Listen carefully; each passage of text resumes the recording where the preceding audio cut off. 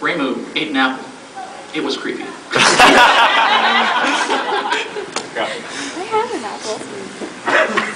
Alright, so moving on to the world of Touhou, we're just going to start talking about the lore and everything of the Touhou Project series.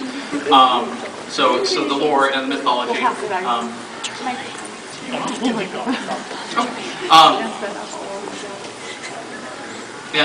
So first off, starting off with the setting of Gensokyo. Gensokyo is where all the games take place. Gensokyo is a land, a part of Japan that was covered in yokai and was sealed away by Yukari here and the one of the Hakurai Shrine Maidens. Why don't you talk about that a little bit? About Gensokyo? Yes. Originally, why it was created, Gensokyo was created, is because there was an on-pressing fear of too many yokai eating humans. And so it was decided to take that area and move it to an alternate dimension to kind of even out the yokai-human ratio. Yes. Yeah, and there's lots of different areas in Gensokyo. Here is one map of it. There's lots of different maps. There is one map that I just couldn't find that shows like an overlay of a part of Japan versus where those locations would be in Gensokyo, but I couldn't find that for this panel. But so we've got here right around the center. Probably a lot of you know about this. The Scarlet Devil Mansion. It's a very iconic place in Gensokyo. It's where the Scarlet Sisters reside, as well as Sakuya and Mei Ling. And then a little bit south of that, we've got the Forest of Magic, the three fairies, three mischievous fairies from Strange and Bright Nature Deity, hang out there, as well as my shop, Corindo. We've got Marissa's house, Alice's house, and then to the north you have areas like the Maria Shrine, this little area with the frog over here, nobody knows. The Hidan River up more towards the top left, and Makai as well, I believe so. Yes, and then towards the south we've also got the bamboo forest of Aente. That's where all the moon rabbits, or not just the moon rabbits, one moon rabbit, and the moon people. Also the place of setting for Imperishable Night. Yes. All right. Thank you, Marissa. All right, and so moving on. Each game in the series, the story sort of just works out in a sort of cookie-cutter fashion. An incident occurs in Gensokyo. Reimu and Marissa go out to find what the source of that incident is using their spell cards. They beat up a bunch of yokai and fairies, and a lot of times they'll become friends with those yokai that they just beat up. Always. Such as Vermilion and Yukari here. And so, and speaking of spell cards, these are the spell card rules. Reimu Hakurai set down these rules after the end of the fifth game, right before the sixth game. She got everyone in Gensokyo to use them. It's pretty much a way of fighting without much chance of death. It's sort of a gamble between two parties. You know, if I beat you up with these spell cards, I can pass you without you killing me. If you if you defeat me, maybe you can eat me like Romina. But yeah, and all right. So moving on from there. We've got the characters in the series. There are, gosh, I don't remember how many now. I think something it's like 140 now. It's like, I think it was 129 before. Health analysis is in progress. Something like that. Yeah, there's some insane amount. There's over 100 Touhou characters in the series, and let's start off with the probably the most iconic character in the series. Reimu, could you stand up for us, please? We've got Neko Miko Reimu here. Reimu is the main character of the series. She's the shrine maiden of the Hakurai Shrine. It's her duty to go around and solve all the incidents with her spell cards and possibly needles and yokai. a few things about her. She has the natural ability to fly. That's just something she does naturally. It's That's easy as her. everything everybody has. Yeah, that's just easy for her as walking is for us. She never gets donations in her shrine. A lot of times she thinks she'll get money for what she's doing, and it's like, no, sorry, Raimi, you gotta be poor. No money. And she some fans really find her armpits really sexy. So all right, and This is Reimu through every single Touhou Project game up to Subterranean Animism. yeah. So as you can tell, so the first This row, always sucks. the first row is they're all like pixely and stuff. That's from the PC 98. Raymond used to have purple hair. Actually, I believe in those games she couldn't fly. She had to fly on Genji, a giant. She could fly by Mystic Square. Mystic Square, yes. That was the last game on the Windows series, or not Windows, PC 98. And then yeah, Zune, he's not very good at drawing. So At least his designs are really nice. yes, he can do nice designs. Just the execution. Oh, he's needs getting a little better work. too. He is getting better. I mean, as you can see in the latest game, UFO, he's getting better. It's like he never draws like Mountain of Fate ever again. It's not very consistent. No, it's not consistent. And all right, and then we've got Marisa Kirasame. For some people, player 2, some people, player 1 of the Touhou Project series. She is the witch of the Forest of Magic. She used to be mentored by a evil spirit named Mima.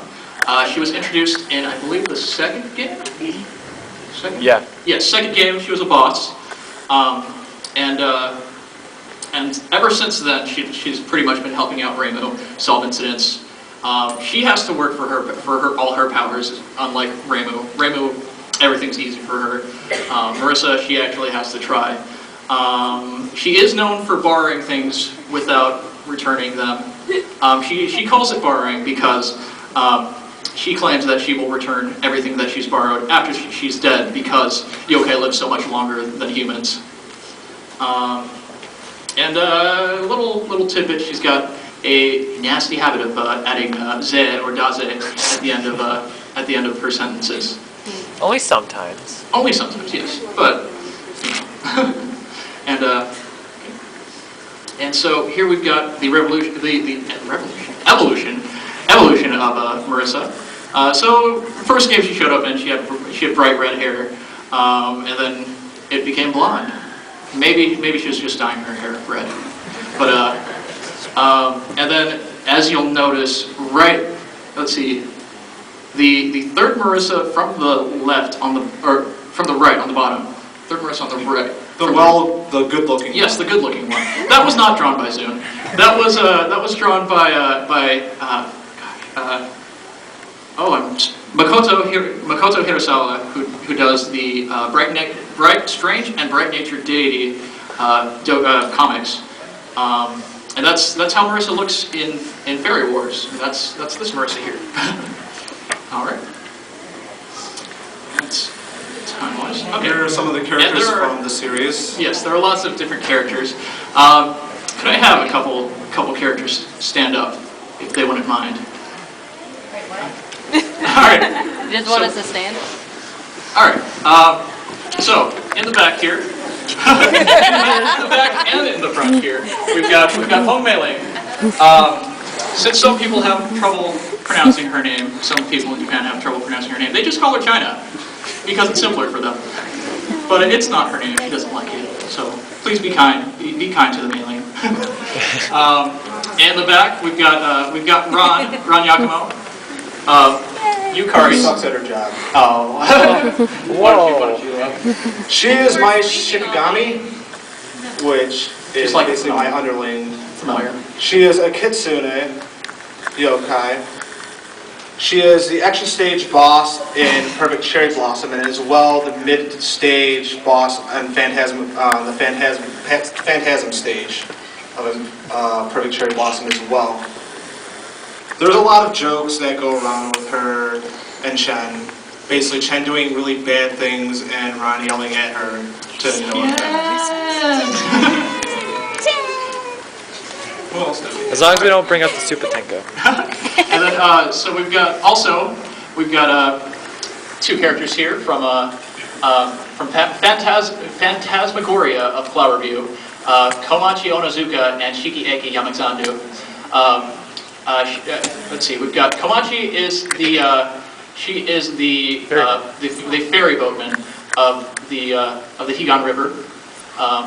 And she's a little bit lazy sometimes. Shiki has to feed her into shape sometimes. And Shiki's the judge of the underworld. She decides whether you go to hell or you go to heaven. Let's rock. In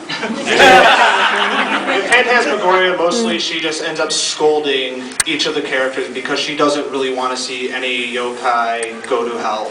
She'd rather see them go to a better place than that. Okay, and over on this side, we've got Sakuya, we've got Man Sakuya from Scarlet Symphony, the second Scarlet Symphony game. Sakuya is the chief maid of the Scarlet Devil Mansion. In this case, Chief Butler. Yes. And Scarlet Symphony, for those of you who don't know, is a Touhou fan game that plays just like Castlevania. And then It's actually right up on the table, yes, right? it's right here. That's why I didn't know. And then we've got right over here, I don't know what I like better. on my far left, on your far right, Alice Margatroyd. Alice showed up in the fifth PC98 game. She comes from Makai. She is the daughter of Shinki, who is the head of Makai. And since then, she showed back up in Perfect Cherry. No? Yes? Yes. Yes, Perfect Cherry Blossom, yes. And she's very fond of dolls and Marissa. So, thank you, Touhou. All right, so this is a little section, for those of you who weren't at my panel at OhayoCon, this is a new section that I just added. This is just a little comparison of Zun's versions of yokai versus the traditional Japanese iterations. So there we've got Aya with the Tengu mask and Nitori with Kappa's biting at her. So, all right. Well, Zun draws all his characters like lilies, and mostly such. This, if you look, the little square with the ugly looking thing, is the classic Japanese Oni. And on the right, of course, you can see the Zun version, which is a lot cuter. A lot more moe. She's got a lot more hair. They both are incredibly strong. They both love alcohol and partying. Although classic Oni come in different colors, sometimes red and sometimes blue. But we've got Suika with the human-like appearance, and yeah. Okay, moving on. In the game, Immaterial and Missing Power, which happens to be the first fighting game that Zun created with Tasagari Front, the whole point is that Suika Ibuki is trying to get a lot of Oni together and other people for one gigantic party. That's really